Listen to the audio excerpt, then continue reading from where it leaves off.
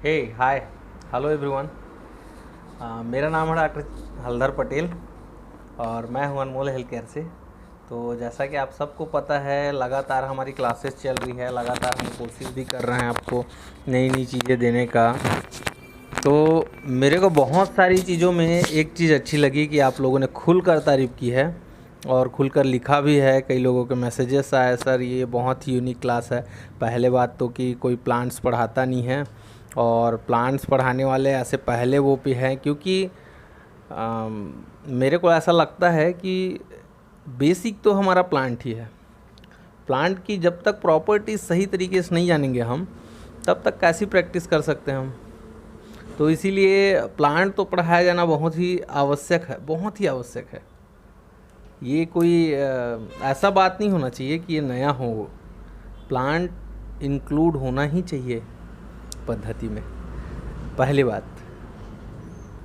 दूसरी बात, पढ़ाई में आपने देखा होगा कि एक स्पेसिफिक मेडिसिन हम मान के बैठ जाते हैं कि हार्ट की ये मेडिसिन होगी या नर्व की ये मेडिसिन होगी, ऐसा हम मान के बैठ जाते हैं। लेकिन हम ये भूल जाते हैं कि एक अगर मेडिसिन को हम देखें तो उसमें ना जाने कितने हर्ब्स हैं।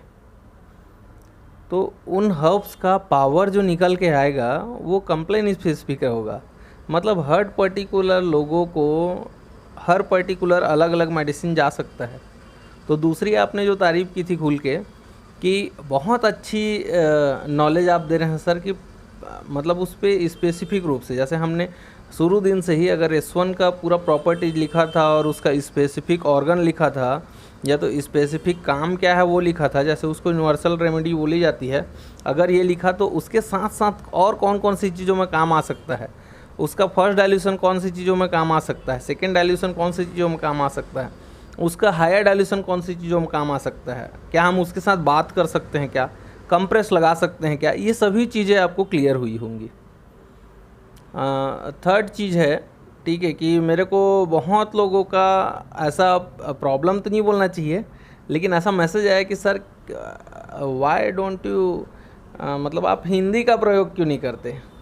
तो हिंदी का प्रयोग नहीं करता हूँ ऐसा नहीं है, आपने पोस्ट में देखा होगा हिंदी वर्ड बहुत सारे हैं। तो इसमें हिंदी वर्ड ना बोल के उसको टर्मिनोलॉजी बोल सकते हैं आप। टर्मिनोलॉजी इसलिए भी क्योंकि आपको ये जाननी ज़रूरी है ना, एज ए डॉक्टर ये तो जानना ज़रूरी है कि उसको हुआ क्या है।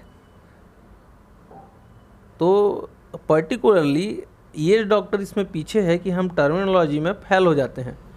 कई चीज़ें हम जान नहीं पाते एक्चुअल में। हाँ, ये परेशानी है ज़रूर जान रहे हैं, सिम्टम भी जान रहे हैं, लेकिन पर्टिकुलर उसका बीमारी के यही नाम है, हम थोड़ा सा कंफ्यूज रहते हैं। तो हमारे शब्दकोशों को बढ़ाने के लिए मैंने ये टर्मिनोलॉजी का प्रयोग किया है। जितना ज़्यादा आप टर्मिनोलॉजी जानोगे उतना ज़्यादा आपके लिए निखर के आएगा आपका प्रैक्टिस। तो दूसरा ये, तो आप बेसिकली इंग्लिश नहीं बोल सकते उसको, उसको आप बोल सकते हैं टर्मिनोलॉजी। जो चीज़ आपको समझ नहीं आती, जैसे मेरे पास रोज़ की 12-15 कॉल आते ही थे, डॉक्टर चेतन पटेल भी 12-15 कॉल लेते थे, मैडम भी 12-15 कॉल लेती थी, और सब लगभग हम लोग समझाने में लगे रहते थे कि हाँ इसका मतलब ये है, इसका मतलब ये है। तो हमने पर्टिकुलरली बहुत मेहनत किया उसके ऊपर कि हम ईएस डॉक्टर को एक ठो बना पाएँ।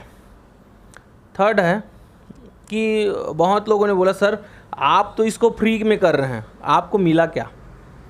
तो बेसिकली पैसा ही सब चीज़ नहीं होता।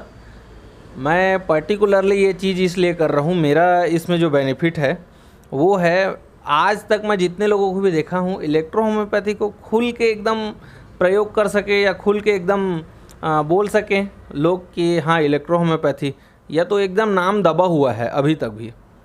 इलेक्ट्रो होम्योपैथी नॉर्मल लोगों के मन में नहीं है, या तो बहुत बाद में जानते हैं जब सब तरफ से घूम फिर के आ गए लोग तब।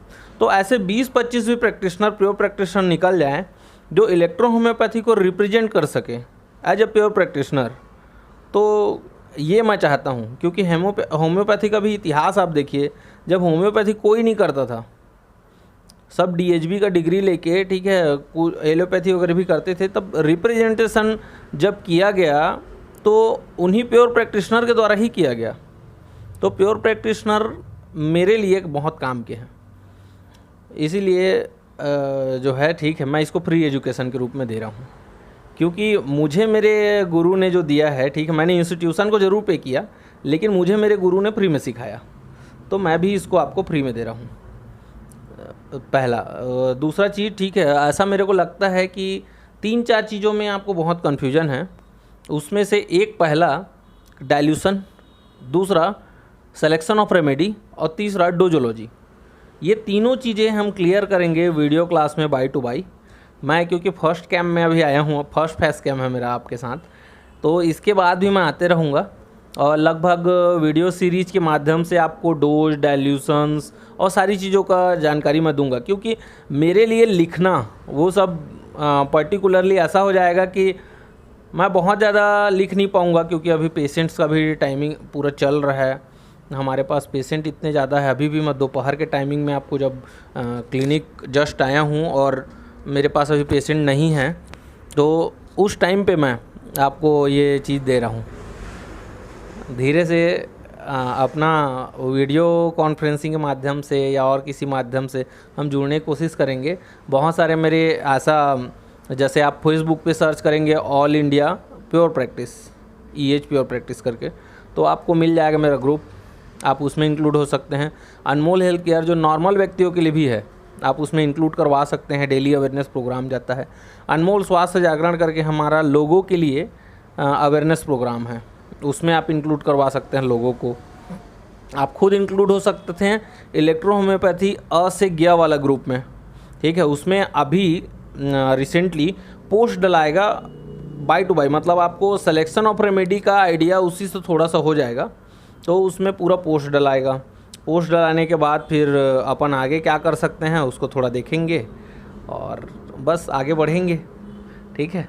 तो मेरा कोई बेसिकली, ठीक है, किसी फ़ायदे के लिए मैं नहीं कर रहा हूँ। इलेक्ट्रो होम्योपैथी मैं चाहता हूँ जैसे लोग मेरे को जानते हैं वैसे ही पूरा का पूरा ES सिस्टम को भी जाने।